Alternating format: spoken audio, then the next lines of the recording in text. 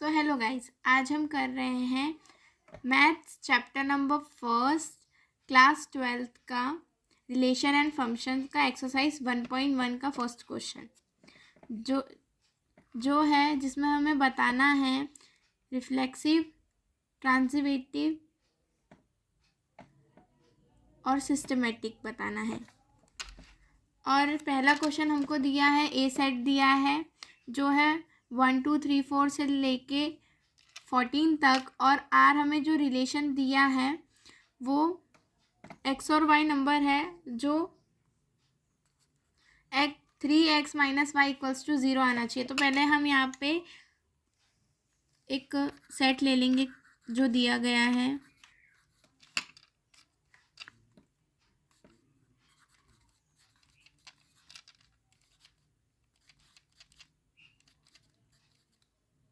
And 14 जो B set है वो भी ए,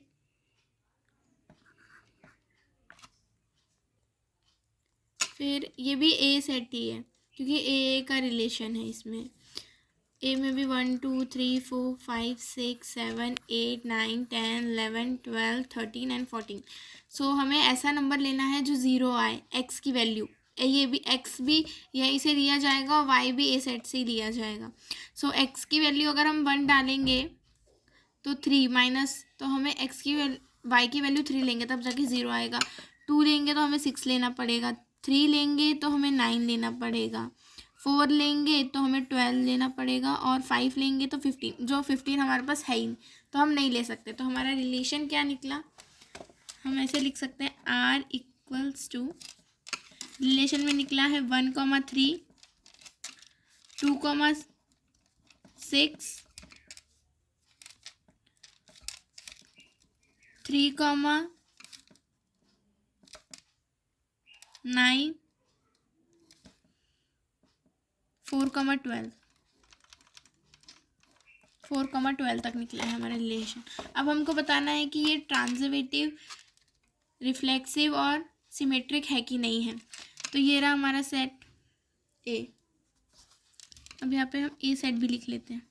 1 2 3 4 5 6 7 8 9 10 11 12 13 एंड सो ऑन 14 भी।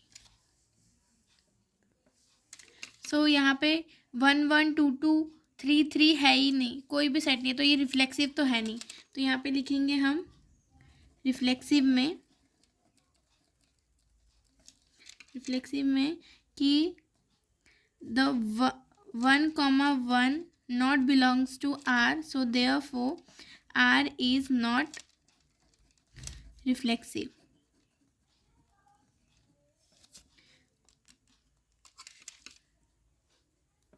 सिमेट्रिक में हम लिखेंगे,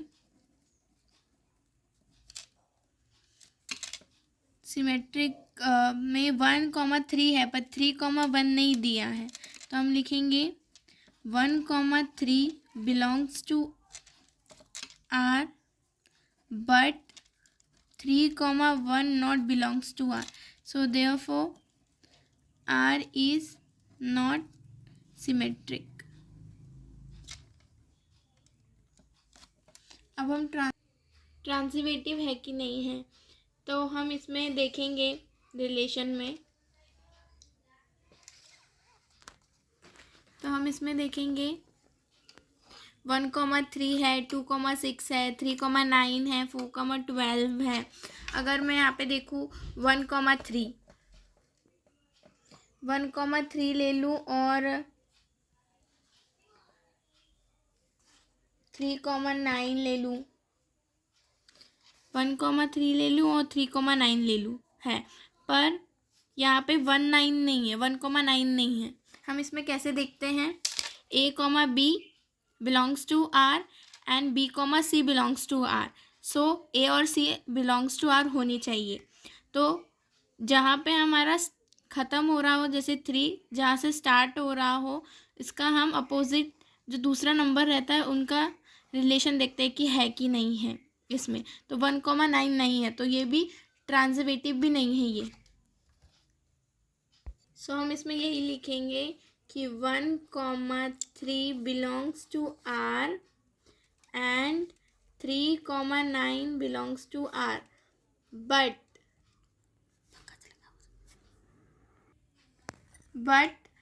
1,3 not belongs to R. So therefore R is not ट्रांसवेटिव. सो पहला वाला भाग हमारा कंप्लीट होता है. सो अब हम करेंगे सेकेंड पार्ट इसका, फर्स्ट वाले का.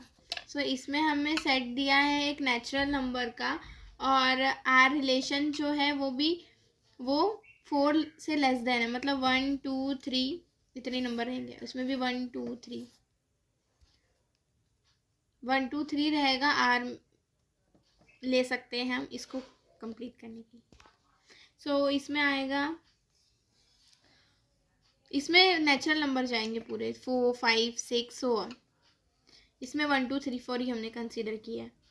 और अगर मैं y में अगर मैं x1 लूँ तो y 6 हो जाएगा, तो यहाँ पे 6. x अगर 2 लूँ तो ये 7 3 8 हो जाएगा. तो इसका रिलेशन बन जाएगा 1,6 2,7 3,8. और हमें गिवन सेट कौन सा है, n है, जो है नेचुरल नंबर का 1 2 3 4 5 6 एंड सो ऑन हमको दिए गए हैं.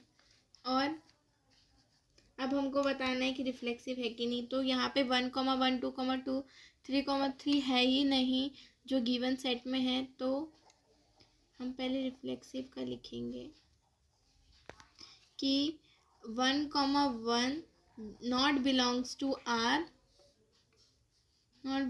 R, therefore R is not reflexive.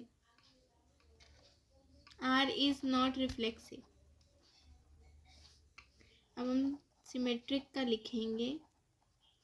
यहाँ पे 1,6 है, पर 1,6 belongs to R but 6,1 not belongs to R. Therefore R is not symmetric. अब हम ट्रांजिटिव का देखेंगे. ट्रांजिटिव का है, ये होगा ट्रांजिटिव है ये, क्योंकि यहाँ पे 1,6 दिया है पर 6,1 भी नहीं दिया है और 1 1 भी नहीं दिया है. हमें कब डिफाइन करना रहता है ये, जब हमें a, b दिया रहता है और b, c भी दिया रहता है, तब जाके हम इम्प्लाइज डेट बोलते हैं कि a, c है. पर अगर हमें b, c नहीं दिया गया है तो ये ट्रांजिटिव है. सो R इज, सो यहाँ पे हम डायरेक्ट जनरल फॉर्म में लिख देंगे a, b belongs to R and b, c belongs to R. So implies that a, c also belongs that R. Therefore R is transitive. So अब हम करते हैं अब हम करेंगे पार्ट 3 इसका, जिसमें हमें a सेट दिया है और हमने a दोनों में लेना है, क्योंकि a का फंक्शन दिया है इसमें, इसलिए. सो 1 2 3 4 5 6 एंड 1 2 3 4 5 6 लेना है हमें. y is divisible by x, मतलब हमको उल्टा लेना है. y is divisible by x. तो 1 इज डिविजिबल बाय 1 1 सबसे डिविजिबल होगा क्या, 1 खुद से हो जाएगा, बाकी सबसे होगा क्या 1, 1 2, 2 नहीं होगा. 1 2 से डिविजिबल नहीं होगा. अब हम 2 2 से डिविजिबल हो जाएगा, 2 2 से डिविजिबल हो जाएगा, 2 4 से डिविजिबल हो जाएगा, 2 6 से भी डिविजिबल होगा, 3 3 से डिविजिबल हो जाएगा, और 6 से हो जाएगा 3 2 सा, 4 4 से होगा सिर्फ, और किसी से नहीं होगा, 5 5 से होगा, 6 6 से होगा. बस इतने ही फंक्शंस बने हैं. तो हम लिख लेते हैं रिलेशन. रिलेशन पहला है हमारा 1,1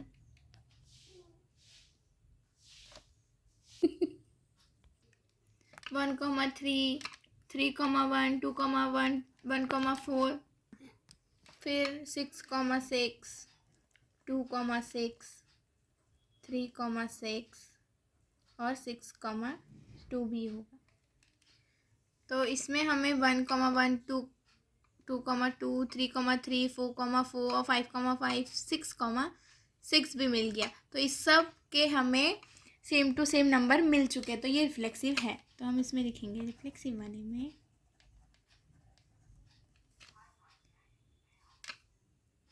A,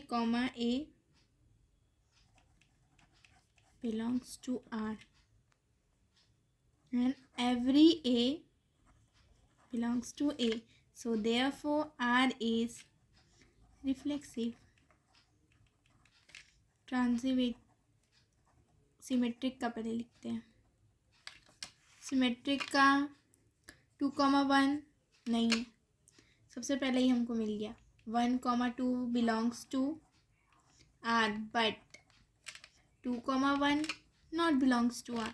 So therefore R is not symmetric. और अब भी हम देख लेते हैं ट्रांजिटिव है कि नहीं है। 1,1 भी है, 1,2 भी है, यहाँ पे देखते हैं 2,2 है, लास्ट का डिजिट जहाँ ख़त्म हो रहा है, इसे 3 ख़त्म हो रहा है, 3 1,3 भी है, ये भी है। तो हमारे पास सारे डिजिट हैं। तो ये A, B belongs to R and B, C belongs to R. So implies that A, C belongs to R. So therefore R is transitive. अब हम करेंगे पार्ट 4। तो इसमें हमें एक ही जो सेट दिया है वो इंटीजर का है और रिलेशन जो दिया x माइनस वाई रहना चाहिए वो भी इंटीजर रहना चाहिए। तो अगर मैं x यहाँ पे इंटीजर कंसीडर कर, जैसे -1 -3 से कंसीडर करते हैं, सो -2 -1 0 1 2 3, यहाँ पे भी मैं वही कंसीडर करूँगी, -1 -3 -2 -1 0 1 2 3 4 एंड सो ऑन। सो यहाँ पे अगर मैं x की वैल्यू में -3 डालूँ और तो इंटीजर आना चाहिए ना, तो अगर मैं x की वैल्यू में -3 डालूँ और इसमें भी -3 डालूँ तो -6 आएगा, तो इंटीजर तो आएगा ही। -2 में अगर मैं -2 डालूँ तो -4 आएगा, वो भी इंटीजर है। -1 -2 आएगा, 0 0 0 भी एक इंटीजर है। तो सबका एक एक बनेगा ही, कॉमन सेम आएगा ही सबका, तो इसीलिए ये रिफ्लेक्सिव होगा। रिफ्लेक्सिव तो इसमें हम लिखेंगे रिफ्लेक्सिव में A, belongs to R, so there A belongs to R है, मतलब हम यहाँ पे x कंसीडर करेंगे, मतलब A, नहीं लिख सकते क्योंकि हमें x और y की दिया है ना। तो x belongs to R, so implies that x minus x is an integer therefore R is reflexive. अब हम सिमेट्रिक का करेंगे। सिमेट्रिक में अब हमें सेम दिया है कि नहीं हम वो देखेंगे इसमें। अब जैसे कि हमें x माइनस वाई अगर हमारा इंटीजर है तो y माइनस एक्स भी इंटीजर ही होगा, तो ये सिमेट्रिक भी होगा। सो हम यहाँ पे हम एक कंसीडर करते हैं कि let consider x and y are belongs to R, so implies that x minus y is an integer. So therefore y minus x is also an integer में होगा, so is an integer. So y minus x is an integer हो गया। So that is therefore, या फिर that is लिख लेते हैं, that is y, x belongs to R, so therefore R is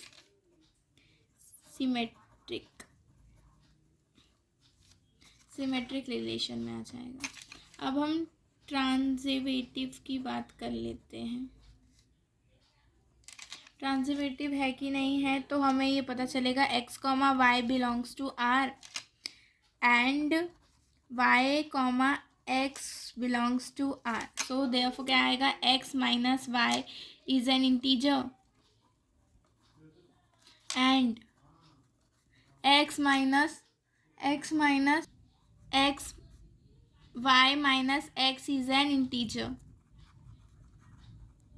so अब हम यहाँ पे लिखेंगे एक्स माइनस जेड, हमें एक्स माइनस जेड प्रूफ करना है। So equals to x minus z plus y minus z. तो माइनस एक्स और माइनस वाई और प्लस वाई तो कैंसिल हो जाएगा, तो एक्स माइनस वाई जेड ही बचेगा।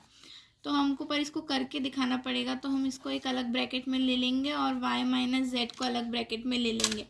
तो हम इससे ये कह सकते हैं कि एक्स माइनस वाई अगर एक इंटीजर है, सो वाई माइनस जेड भी एक इंटीजर है, तो एक्स माइनस जेड भी एक इंटीजर ही होगा।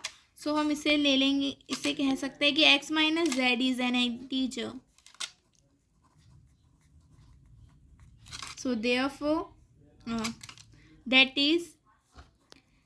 that is x comma z belongs to R. So therefore R is transitive.